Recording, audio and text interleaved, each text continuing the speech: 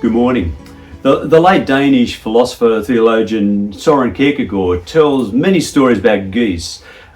He grew up in rural Denmark, and onto his farm where he lived, this flock of geese landed and made themselves at home in the barnyard. There was always a constant supply of food and shelter, and they just lived it up. They were safe and secure and plenty of food. When autumn came and the wild geese in the forests started their migration south, they would fly into the sky, and the sky would be dark and filled with the noise of honking geese calling each other into this migration. And they would fly down low over farms and that to call these tamed cousins to come and join them.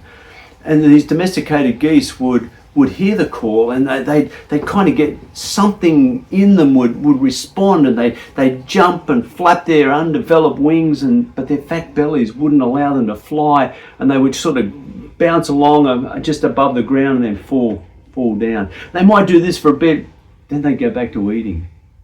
It was easier just to eat the food that was there, be protected. There was warm places to stay, and they found themselves just staying winter after winter there. And each year there'd be a new, a lot of chicks, baby goslings, who would grow up and learn this way of being domesticated.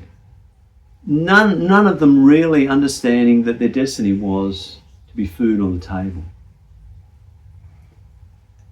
Kierkegaard uses these stories as parables for people and life, that we often get seduced to live this life of comfort or luxury or whatever it is, seduced into the simple life, never taking risks, never heeding the call of the wild, never going out to live life in different ways, but we're staying within the safety, accumulating more things, more power and wealth and status and whatever else, eating too much and becoming too comfortable, but never really living, never following the call of the Spirit into something new and different. He talks about society that pushes people into mundane work, cogs in the machinery of commerce and industry, that never quite lets them be free. They're on the treadmill of life, going faster and faster, earning more and more, and getting nowhere, and don't realise it. The smooth, seductive voices of marketing and leaders of corporations and nations and even religions, calling them into this mundane life, seductive, get more, keeping us distracted by new things to buy or do or whatever, but distracted from real life that we're invited into, that's rich and full and hopeful and connected with people. It's into this world in which we live, where there's wars and violence, where people are sacrificed, just as those domesticated geese are sacrificed for the tables for feeding. We send young men and women into wars thousands of kilometres away, in places they don't understand, fighting fights they don't comprehend, killing people that they never see. And we don't know what we're doing to those young men and women and their lives. Many other people, innocent people, become collateral damage, dying in these wars that leaders and leading officials of nations conjure up. And we never quite know why they're fighting. This week we'll commemorate Anzac Day. And I recall talking to many return service men and women. And there are many different experiences, but some early days particularly, speaking to people who were veterans of World War II. There was one who was older, very old, and still a young young man in World War I, and flew fighter jets there and was caught. Vietnam vets who experienced hell on earth. The fighting wars that they didn't understand. Going into places that were strange and different. And young men's, often the adventure of a lifetime, suddenly realizing this is real. There are people trying to shoot me. One of them recalling on the first day of battle, his mate was killed. And suddenly all the illusions fell away. These are we use the words in commemorating Anzac Day of sacrifice. People who paid the ultimate sacrifice. People who were sacrificed by nation and empire. And it's into all of this we hear stories of faith. Stories that challenge us. Christ comes into the stories we live in our world and offers us a different way. Who honours those who sacrifice themselves, but never endorses these reasons for sacrificing young men and women. It's a story. Many churches will read the beloved 23rd Psalm. The Lord is my shepherd, I shall not want, who leads me beside still waters and green pastures and through the valley of the shadow of death. There's another story we'll read from John's story of Jesus, where Jesus says, I am the gate to the sheepfold. The sheepfold, this stone circular structure, with stone wall, where there's an opening and the shepherds would bring their flocks in and lie across the front so that only what they let in got in. But bandits and thieves might jump over the wall to try and steal the sheep away. The shepherds looked after the sheep, but one insight I had this week was the shepherds cared for the sheep. But the sheep was still a commodity. And there was at one point, the shepherds would hand the sheep over.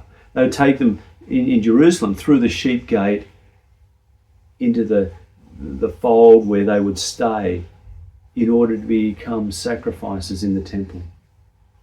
The whole reason for caring for the sheep and looking after the sheep was for them to be sacrificed. We do this with people in our world, whether it's in warfare or whether it's scapegoating groups of people, marginalised people or minorities. Boat people, refugees who come seeking a new place become boat people. And we put onto them our fears and our anger and our anxieties and everything else. We do this in lots of ways. And Jesus is the one who comes into this system of sacrificing people, of a world that is seduced by luxury and having more, a world that's torn apart by war and impoverished, a world that is diverse and different and difficult and challenged, and comes in to overthrow the systems. Who comes in not to lead the sheep to slaughter, as many of our leaders do, but comes in to offer his own life for the sake of the sheep. The shepherd who gives his life instead of the sheep to demonstrate a new way. It's this crucified, risen one who offers a different way in the world, a way of love and grace and justice and peace, who says we don't have to sacrifice animals or people in warfare and hatred and conflict. We don't have to let our anger fly on other people, but forgiveness, reconciliation, peacemaking, justice, love. These are the values. This is the currency of life. These are the things that will bring true life to us and to our world. Jesus offers a different way to see life, to view life, to understand life. He throws the systems of the world that make people commodities and turns it upside down so that people are people, valued, given hope, given life and what they need to live fully and truly and deeply, connected to each other, connected to the earth, connected to spirit, connected to God. We need a different way in our world because we're destroying the planet and we're destroying each other. And that's not good. It's not true. And it's not what most of us yearn for.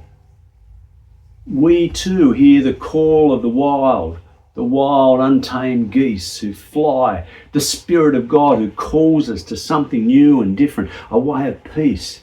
We yearn for peace and hope and the end of fighting and these stupid wars. We yearn for the very poor of the earth to have enough to eat, a place to live. For our own young people caught in costs of living and everything else, to have a place to call home, enough food on the table. We yearn for our children, our grandchildren, to have lives that are filled with richness and joy and hope and excitement and fun and truth. Not to become cogs in a machine of the world that goes on and circles around, taking us nowhere. Jesus invites us into a different way. A way of love, hope, peace, and justice. A way that's inclusive and connected. A way that is hope for us and for our world. Amen.